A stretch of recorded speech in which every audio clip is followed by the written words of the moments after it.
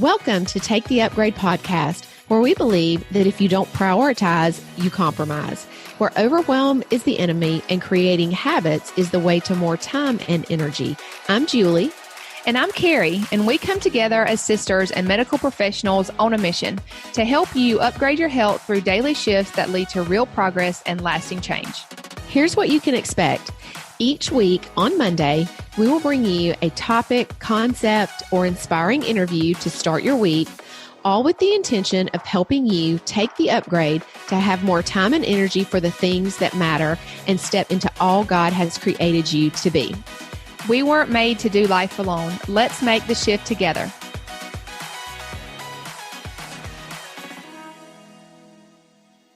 Welcome, welcome, welcome. This is Carrie here. We're so glad that you're back with us on the podcast. Today we have an episode that I feel like you might have heard something about before, but maybe you just don't exactly know what the big deal is about it.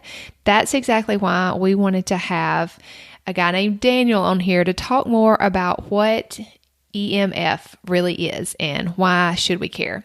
EMF stands for Electromagnetic frequency, and we've heard a lot more about it in the last few years, I would say.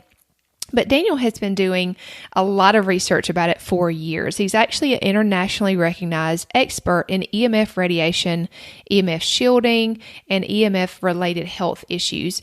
And he really likes to especially focus on the effects of exposure from mobile devices such as laptops, tablets, and cell phones. He wrote the book Radiation Nation: The Fallout of Modern Technology.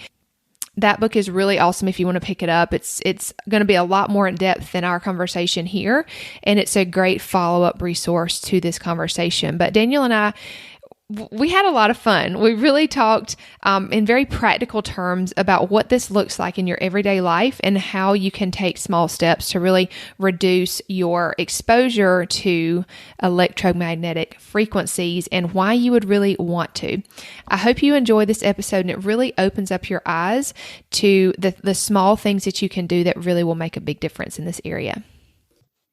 Well, I want to welcome Daniel Debaun. I told him I was probably going to say his name wrong because I'm Southern. And so I'm excited to be here with him today. He is the founder of DefenderShield.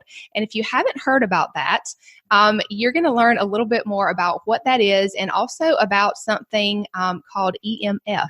So we're going to jump right in, and I want him to just tell us a little bit about, he was telling me a little bit about before I hit record, but how he got into this. And then we're going to learn what EMF is and how and why we should be concerned with it and what precautions we can take. So take it away. Gary, thanks so much for inviting me. I really do appreciate sharing some of the information we know and with your audience, because I think it's important, particularly for women. Mm-hmm. It turns out they're the guardians of the family. And as the guardians, they seem to be more in tune with listening to kinds of details I'll share today. Yeah. In a way of protecting their families. So, and that's actually how I got involved.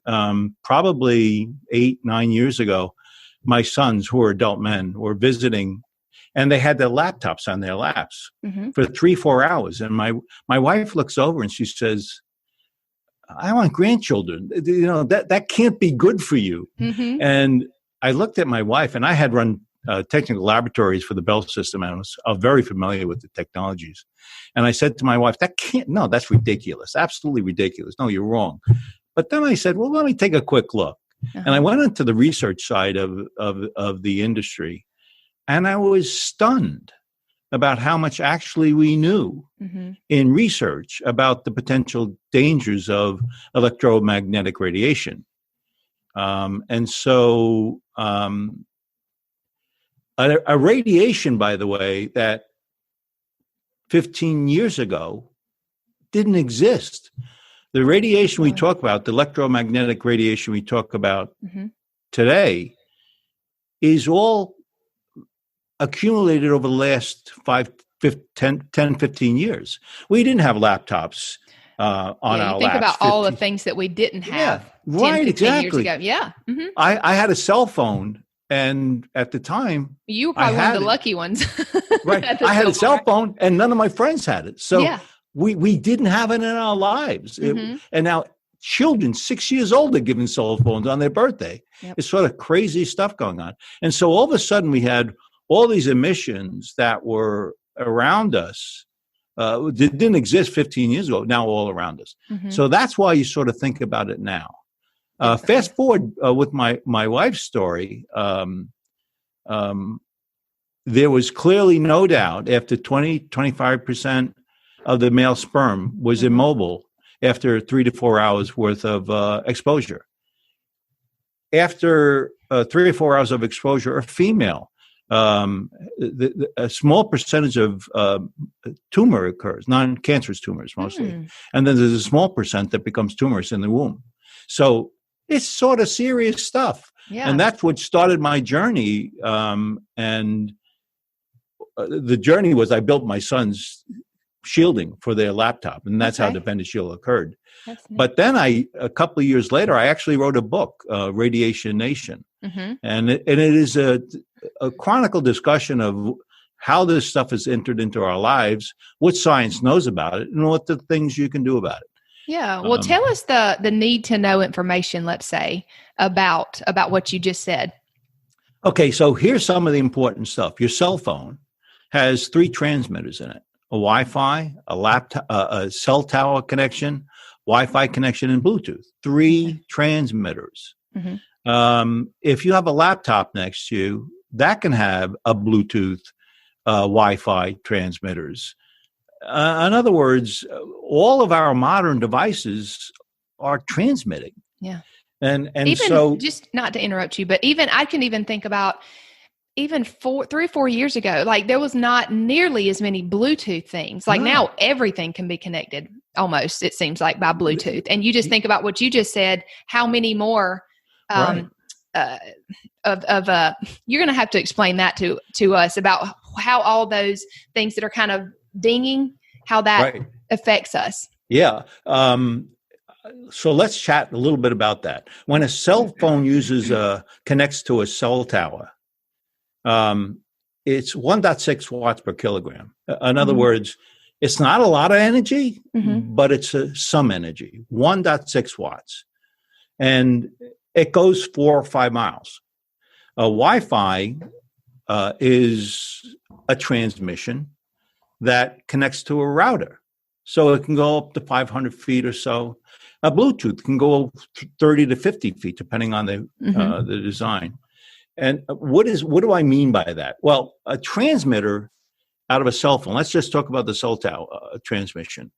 It starts, think of my little finger as the starting point, and little balls come out of that and fills the room in all directions. Omnidirectional, they call that. Right. It fills the rooms in all directions until it gets to the cell tower. So now you have all these sources, all of them producing these balls emitting from, and it's going in all directions, including your body. Right. Right. And so let's go to 1.6 watts. Here's a cut to the chase story. 1.6 watts penetrates the male, 6-foot male, by 2 inches and increases the thermal impact by 2 degrees. In other words, it's a thermal emission. I have to sidetrack a little bit. A microwave oven is 2.3 gigahertz. Okay. A cell phone is around 2 gigahertz. It's the same frequency. It's a thermal emitting signal.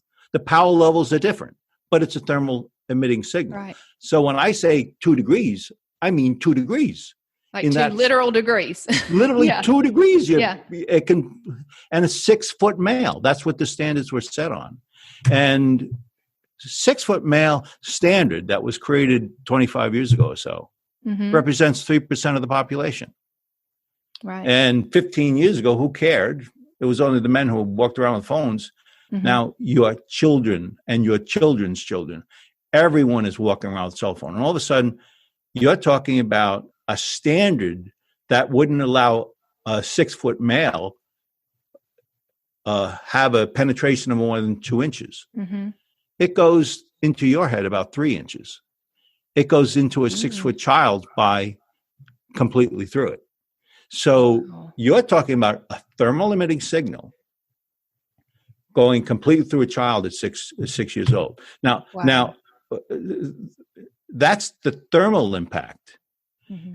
Everything we'll talk about from here on in is the biological impacts, not the thermal impacts. Right. It's really the biological impacts that are really the most challenging area, right? As you know, Katie,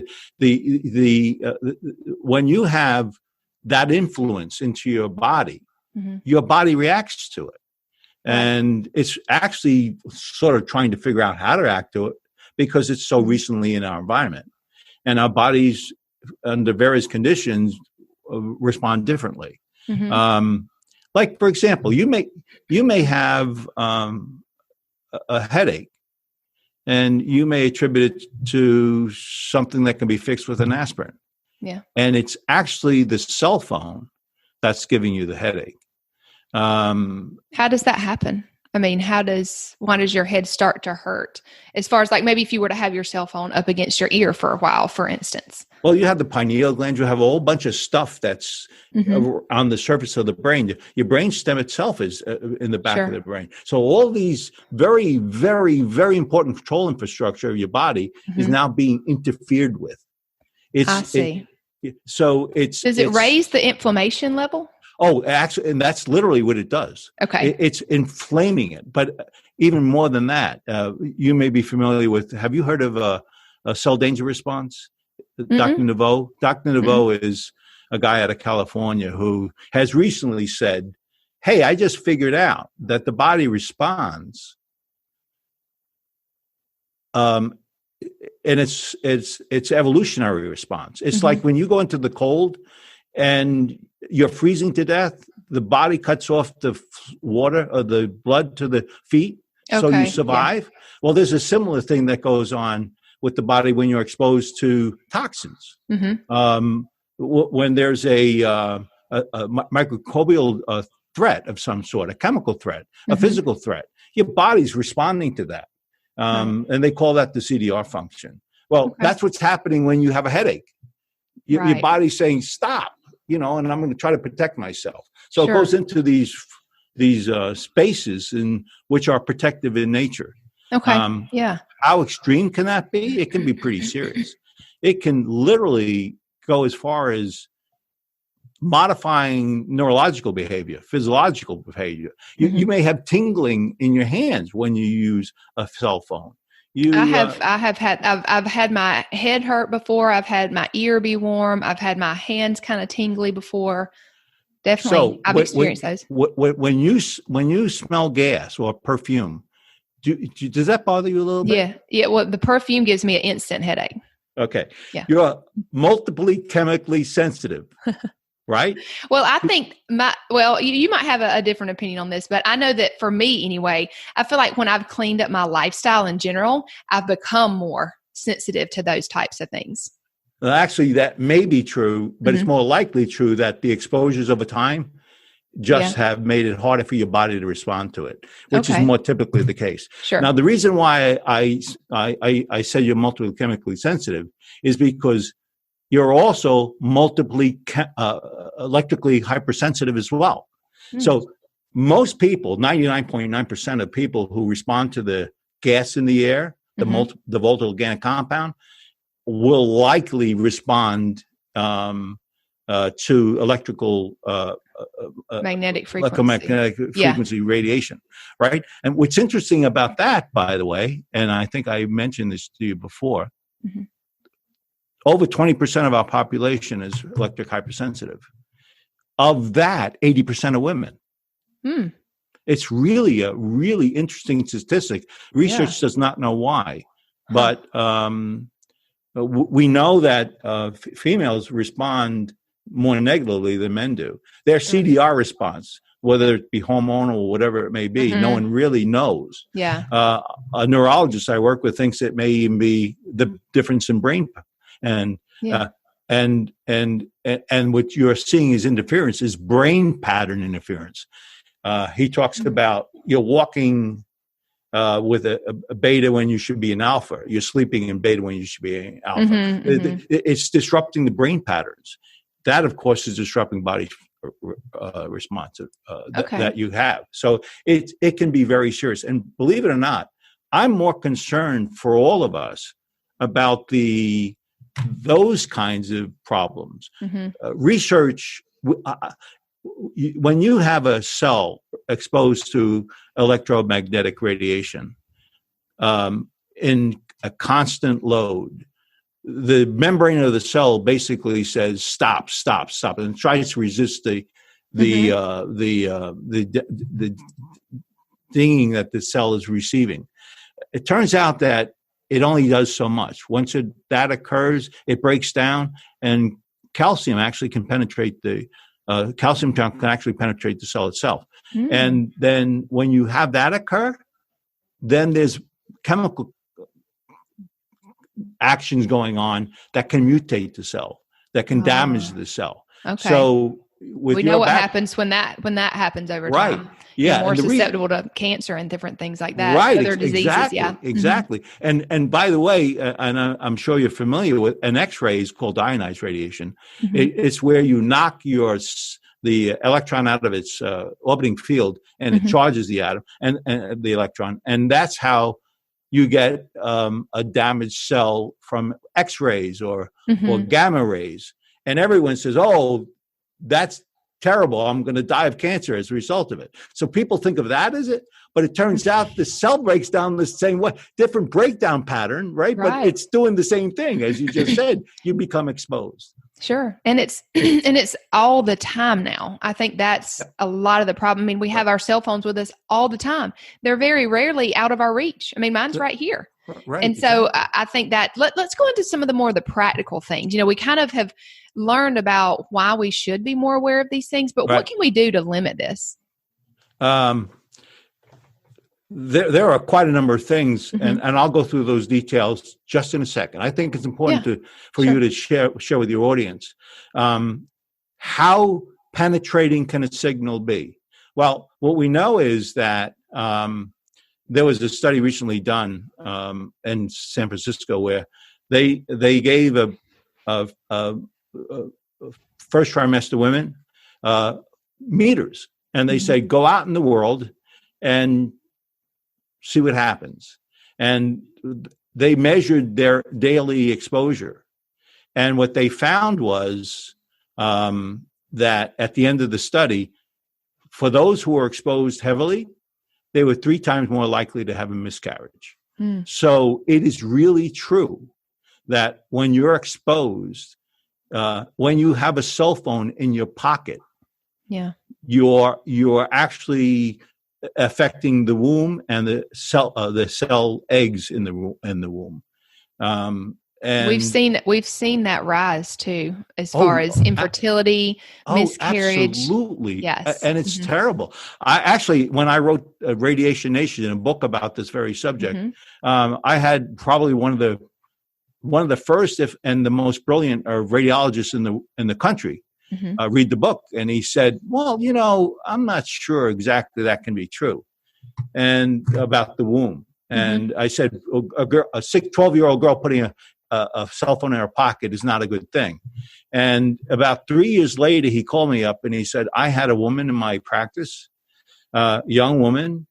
She had a child and immediately passed away. And she had these extraordinarily peculiar cancers, and he couldn't explain it. Then he said, I remembered your book. And so it is serious, potentially. And those things are true. But as I said before, why is the behavior of kids in high schools getting worse and worse and worse? Why is there so much peculiar response by younger children with behavioral problems? All of these things are known in research to have influence. Autism, in vitro, you can be influenced in vitro. And so science knows these could potentially be dangerous to you. What can you do? Very simple. Get away from you. I talk about it in Bees in the Room, right? Mm-hmm. When we started, we were talking about the cell phone, and there's 3 transmitters on it, and your Roku has a transmitter on Mm-hmm. it. All these devices all around us have transmitters. Well, turn them off. Yeah. Simply Literally turn them off. Turn them off. Yeah. Just turn them off. Mm-hmm. If you don't remember stuff, go get a timer and turn your router off at night. I've seen and a lot of let people it turn do that. on during the day. Mm-hmm. You won't even have to remember to do it. Right. But turn those transmitters off. The best way to remember it is think about it in this way: 1 bee won't kill you, 1,000 will. So look around your room and turn off every bee in the room you don't need. Simple practice, simple to do. Yep. If you need it on, when I have a cell phone to my head, that's when there's the most danger. Mm-hmm. If I take that 1 to 2 foot away from my head, it's a logarithmic drop of power levels. So 80% of the danger is gone. By 4 foot, 98% is gone. Right. Take the cell phone, put it 4 foot away, and you're done. So even, say, I think we have to be practical here, right? We live in a technology driven world. And so just some practical things as far as just with your phone, just have it on speaker or, use earphones that aren't Bluetooth. I know a lot of people love the AirPods. The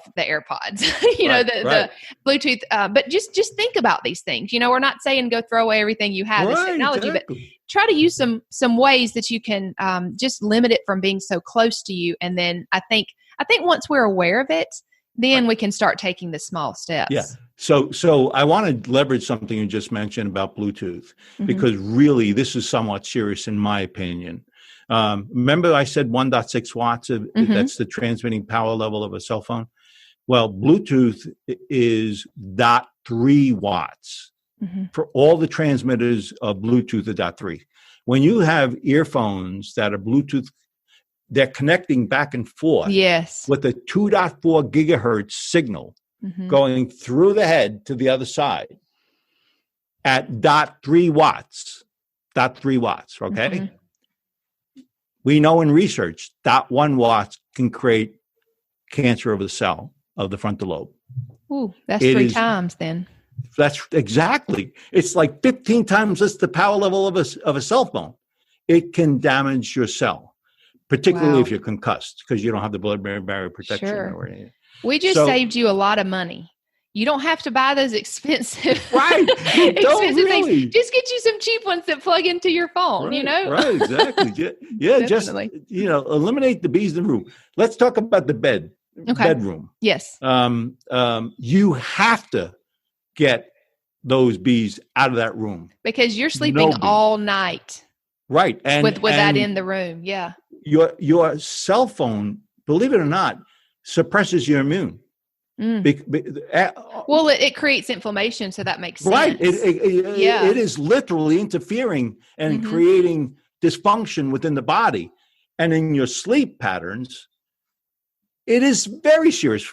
Forget the fact that it interferes with the melatonin, but it goes far beyond interfering with melatonin. And while you're sleeping, you're being inflamed. And this is disrupting the pattern, which is the circadian rhythm pattern that you need really to recover. Your mitochondrial needs to be rebuilt when you sleep at night. Yeah. So it is without any doubt whatsoever, you have to have a sanctuary within the bedroom for those reasons. You want to make sure you sleep and eliminate the bees in the room. And so that could look like just taking your cell phone and putting it in another room. Right. It could also maybe look like turning it on airplane mode. That would help. Yeah, I don't like that either. Because it's pinging. It's pinging. Okay. Periodically pinging. Sure. Well, there's good, better, and best. Right. Exactly. Start there and then hopefully move it out of the room. And believe it or not, your clock, that's an AC clock. That's any electrical device that's drawing current is generating electromagnetic radiation, extremely low frequency stuff. Okay. So move your clock 4 foot away. Yeah. If it's 2 foot away, it is interfering at a very, very low power level, but it is definitely interfering. Sure. So simple things like that. I was on a podcast once, and I had mentioned she was a wonderful lady. And I was telling her this, and she was saying, "Oh yeah. She didn't believe a word I said." Right. And 2 weeks later, she called me up and she said, "My husband and I are sleeping." Both of them had cell phones right on their wow. Yeah. And they had interfered sleeping. So it is very important to reduce that piece. Well, we have just another minute left. So I would love for you to tell our listeners where they can find your products, where they can find your book, how they can follow along with you, because I know that this is like just the tip of the iceberg. So they want to know more. So tell them how they can do that. So DefenderShield.com is our website. We are also on Amazon, but DefenderShield.com is where you can find the most up-to-date information from the research community. We have an information blog we're always posting on. Okay. We have an area of learning which gives you full history of the research work that's been done worldwide. And so if you want to understand it a little better, that's a great source to go to. And then, of course, we have earbuds that have tubes.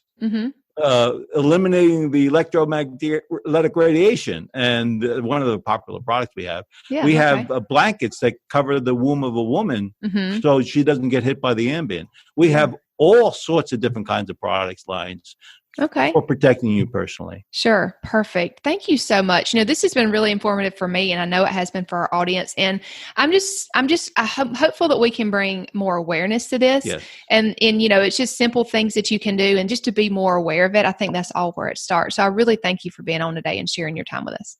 I reinforce what you said. You simply you're the architect of your own environment. Yeah. You can't expect anyone else to fix it. You have to fix it. It's on your shoulders to do it. And thank you very much for inviting me on your show. I really do appreciate it. Thank you for spending time with us today. For free resources and materials, head over to anaturalshift.com and make sure to follow us on social media. You'll find those links in the show notes. It would mean so much to us if you would leave a review and tell us what you'd like to hear more of. Share this episode with someone that you know would love it. This is how we can get our message out to more people. And until next time, don't forget to take the upgrade in some small way today.